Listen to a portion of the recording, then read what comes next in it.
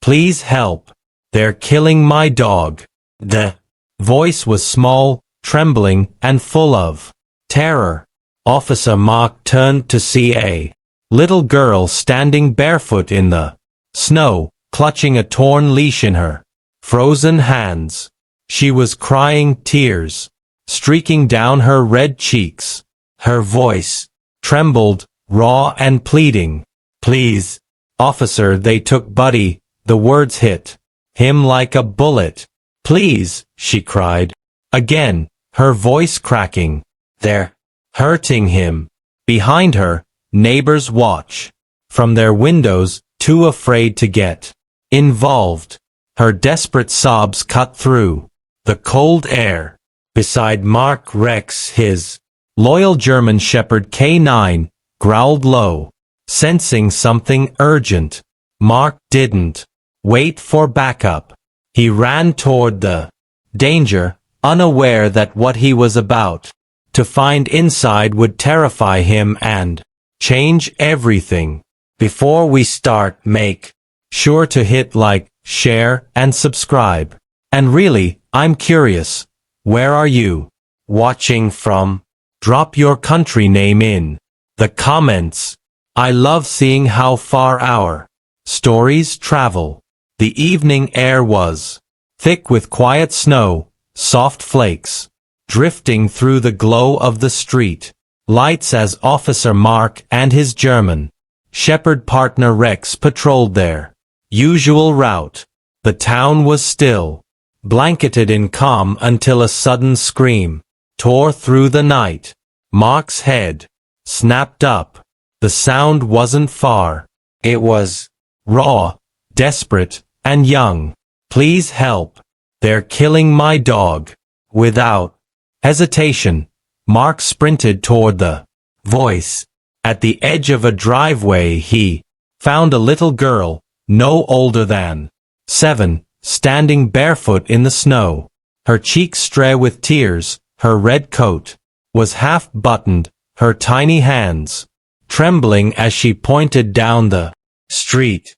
Rex barked once, low and sharp, his body stiff with focus. Mark knelt beside her, voice steady. Hey, it's okay. Tell me what happened. The girl's sobs came out in gas. They took Buddy, my dog. They're hurting him.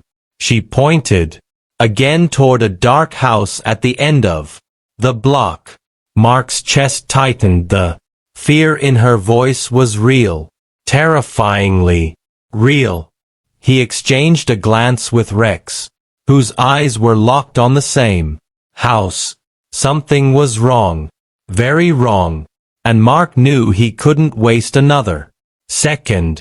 Mark followed the little girl's trembling hand toward the last house on the block, a weathered 2-story building half hidden by drifting snow. Its windows were dark except for a faint, flickering light seeping through a basement window. The sight alone made his stomach twist. He placed a calming hand on the girl's shoulder. Stay here, sweetheart. I'm going to check it out. She shook her head, tears spilling again. Please don't let them hurt him. Buddy's scared of the dark. Her voice cracked, and that single sentence hit Mark harder than he expected. He nodded firmly. I'll bring him back. I promise. Rex stood beside him, hackles raised, every muscle taut. As they crept closer, the German Shepherd froze mid-step, ears perked, a low growl rumbling from deep in his chest. Mark stopped too, scanning the shadows. Behind the frosted glass he caught movement. 2 shapes passing in front of the faint basement light.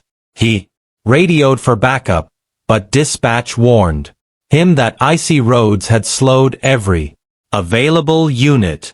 He was on his own for now. Mark's pulse quickened. The girl's sobs echoed softly behind him as he whispered to Rex, "Stay sharp, partner. The old porch groaned beneath his boots, as snow swirled around them. Whatever was happening inside that house, he knew. One thing for sure. Rex could sense danger, and danger was waiting. Mark eased the door open, the old hinges creaking under the weight of silence. Foul metallic smell hit him immediately. Blood and fear. Rex stepped forward. First, his nose twitching, body low and tense. Faint noises drifted up from below, the sound of muffled voices, followed by a weak, pained whimper.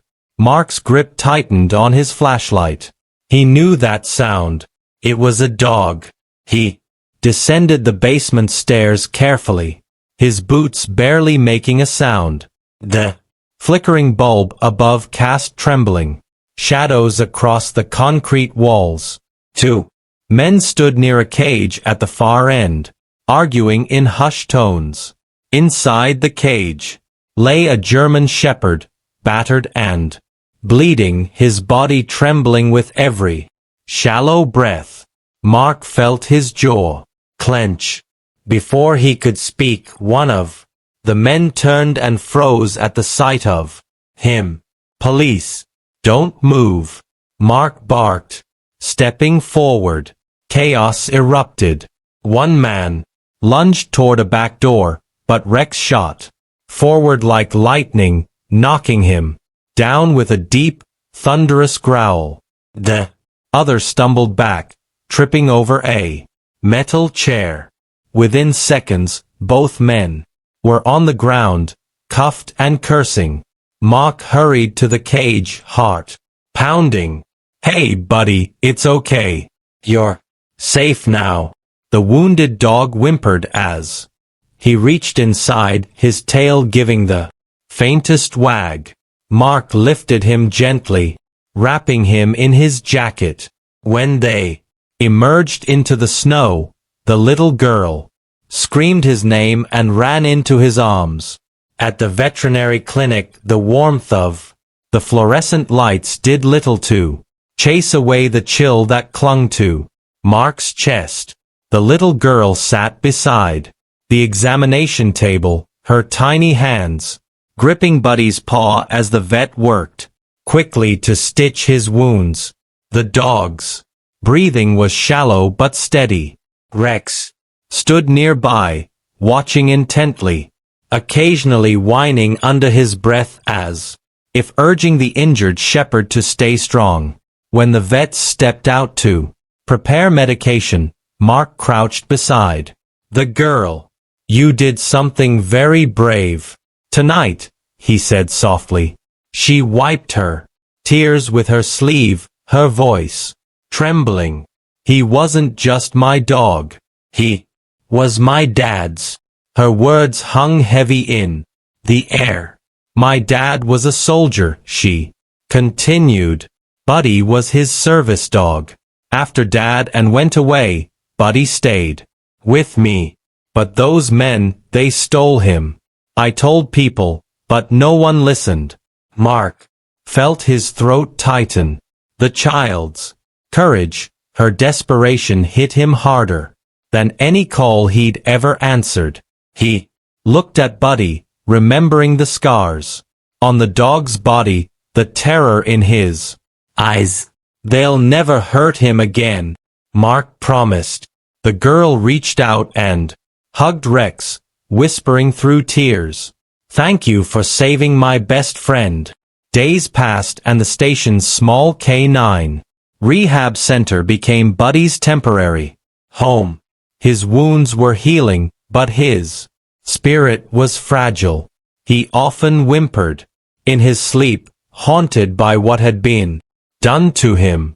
The little girl visited every afternoon, her school backpack still on her shoulders, bringing him treats wrapped in napkins.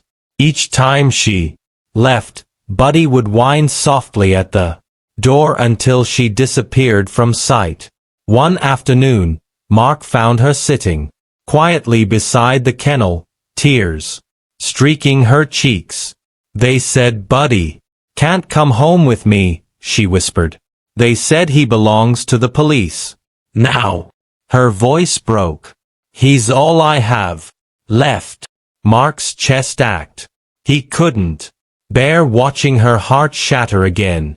That night, he stayed late, staring at the paperwork piled on his desk, the regulations, the red tape, the rules that never saw the faces they heard. Finally, he stood and marched to his captain's office. Sir, he said firmly, that dog belongs with her. They've both been through enough. The next day, he returned to the girl with a small smile.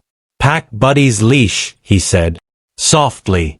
You're taking him home. Her cry of joy filled the room, and even Rex wagged his tail. Snow drifted gently across the street as Officer Mark pulled up in front of the small house. In the back seat, Buddy sat alert beside Rex, his fur brushed clean, a red bandage still wrapped around one paw.